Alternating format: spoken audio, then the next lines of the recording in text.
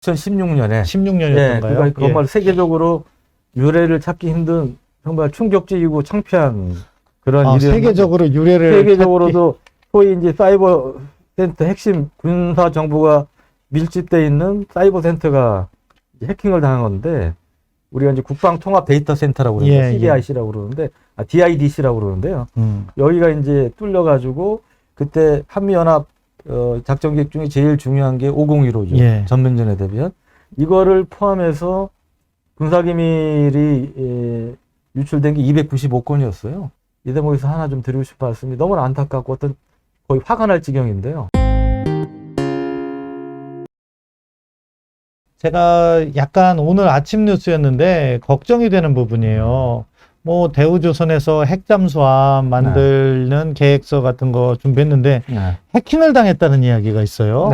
그것에 대해서 특종으로 또 기사도 쓰신 걸로 알고 있는데 특종은 아니고요. 특종은 아니었고요. 그 몇몇 언론에 이제 같이 보도가 됐는데요. 근데 이제 원래 이제 며칠 전에 지난 주말에 그 국민의힘 하태경 의원이 그 원자력 연구원 해킹된 사실을 공개를 했습니다. 그랬었죠. 그리고 이제 그 뒤이어서 이틀 뒤에 이제 어제 대우조선 해양이 작년에 해킹된 사실이 이제 알려진 건데 시점을 보면 이제 원자력 연구원은 최근에 지난달에 있었던 거고요. 대우조선 해양은 작년에 있었던 겁니다. 그래서 선후 관계는 이제 그렇게 돼 있는데 대우조선 해양 같은 경우는 아시다시피 우리 이제 장보고 1, 2, 3급이라고 표현하는데 모든 종류의 우리 잠수함을 지금 만들어서 잠수함 관련해서 이제 가장 노하우가 많은 그런 업체인데 2016년도에 이미 해킹이 돼서 장보고 3급이라고 3,000톤급 우리가 자랑하는 가장 최신형 잠수함이 있어요. 그거하고 이 장보고 3 잠수함에는 이 SLBM이라는 잠수함 발사 탄도미사일이 탑재가 됩니다. 1, 2, 3단계가 있는데 1단계에는 이제 6기가 탑재가 되는데 그 발사기가 이제 KVLS라고 한국형 수직 발사를 우리가 개발한 건데 그 관련된 기술을 그 해킹한 것으로 이렇게 알려져 있었는데 이번에도 이제 그쪽에 중점을 둬서 북한이 이제 해킹을 시도한 것으로 그렇게 이제 알려지고 있습니다. 근데 이제 방위사업청에서도 북한의 해킹 시도 사실은 이제 확인을 했는데 근데 이제 그 대우조선 해양도 방산업체이기 때문에 큰 방산업체이기 때문에 망분리가 돼 있어요. 그러니까 인터넷과 군에 쓰듯이 일반 인터넷이 구분이 되어 있는데 인터넷 망분리가 되어 있기 때문에 군사기밀 유출은 없었다. 일단 그렇게 해명은 하고 있습니다만 모르는 겁니까? 실제로 그 얼마나 많이 소위 털렸는지 나갔는지 이런 것들은 좀 더 두고 봐야 될 것 같습니다. 지금 북한이 사실은 핵무기는 개발했지만 관련된 무기 체계의 성능이나 정밀도는 한국에 비해서 훨씬 떨어지잖아요. 잠수함 기술도 그렇고. 그런데 거기다가 만약에 유출이 돼서 우리의 잠수함, 정말로 우리의 잠수함은 비록 핵잠수함은 아니지만 정말 세계적인 수준의 또 첨단 잠수함인데 그런 기술까지 북한이 확보하게 되면 큰일 아닙니까 이거? 그러니까 북한도 사실 우리보다 많은 잠수함 전력을 보유하고 있고 SLBM은 우리보다 먼저 시험에 성공했죠. 사실 북극성 1형, 3형 시험에 성공했고 거기에 따른 이제 수직 발사 기술도 갖고 있는데 그럼 왜 해킹을 하려고 하냐면 북한이 올해 이제 1월에 당 8차 대회에서 김정은이 핵 추진 잠수함 개발을 공식화하지 않았습니까? 그러니까 북한이 아직 핵 잠수함 개발을 못했고 자기들 입으로도 이제 설계 단계가 완료됐다. 뭐 그 정도 얘기했단 말이죠. 근데 우리 같은 경우는 이제 과거 이제 노무현 정부 때부터 해가지고 지금 핵잠수함 개발을 계속 이제 추진을 지금 하고 있고 특히 현 정부 들어서 이제 문재인 대통령이라든지 전에 그 청와대 계셨던 분이라든지 그 미국 통 있죠 김현종 씨, 김현종 차장 같은 경우도 굉장히 의지를 갖고 미사일 지침이나 핵잠수함 관련 노력했던 분인데 약간 이제 그런 핵잠수함 관련 의지를 보유했기 때문에 뭐 공식적으로 확인할 수도 없고 또 말할 수 없는 사안이지만 계속 노력을 해온 것으로 알려져 있고요. 원자력 연구원 같은 경우는 그러니까 원자로 관련 노하우가 많지 않습니까? 그러니까 우리가 이제 스마트 원자로라고 그러는데 그런 소형 원자로를 잠수함 같은 선박에 탑재할 수 있는 형태로 개조하는 발전시키는 그런 연구를 한 것으로 이제 언론 보도에 따르면 이제 알려져 있는데 이제 그런 것들을 노려서 결국 북한이 해킹을 시도한 거 아니냐. 아, 그럼 정말로 네. 타겟을 설정해놓고 그렇죠. 한 거네요. 우연히 한 게 아니고 목적의식을 갖고 한 거 아니냐.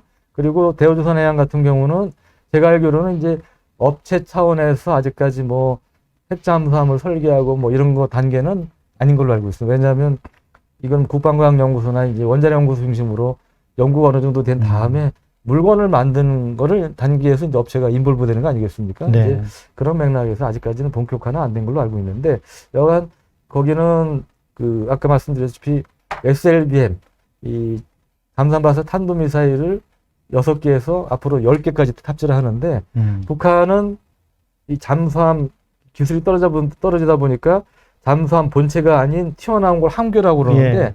함교에다가 SLBM을 실어요. 그러니까 튀어나온 데 실어야 되니까 지금은 그 북한이 갖고 있는 신포급 한 발밖에 예. 못 싣고 그다음에 지금 완성 단계에 있는 로미오급 개량형은 만화에 3발 정도, 3발 실린다고 아니면 4발, 하죠. 3발 정도로 보는데 3발 정도밖에 못 싣는단 말이죠. 근데 SLBM 잠수함의 의미가 있으려면 함교가 아닌 선체 이 횡렬로 2열로 실어야 여러 발을 쉴 수가 있는 겁니다. 그 최소 6발.